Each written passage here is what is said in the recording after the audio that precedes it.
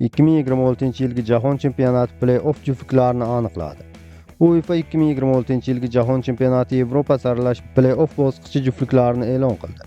Jamoalar A, B, C va D yo'laklariga bo'lingan. Har bir yo'lakda yarim final va final o'yinlari o'tkazilib, g'oliblar Jahon chempionatiga yo'llanma qo'lga kiritadi.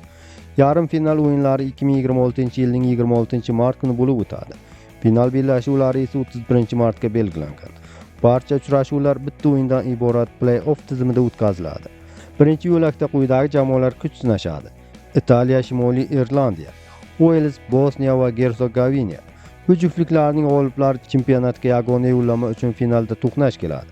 Ikkinchi yo'lakda quyidagi juftliklar bellashadi. Ukraina, Shvetsiya, Polsha, Albaniya. Ikki juftlik ham teng kuchli bo'lib, final qizg'in kurashlarga sahna bo'lishi kutilmoqda. Uchinchi yo'lakdagi o'yinlar Turkiya, Ruminiya, Slovakiya, Kosovo.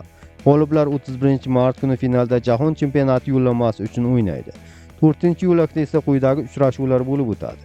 Daniya, Shimoliy Makedoniya, Chexiya, Irlandiya.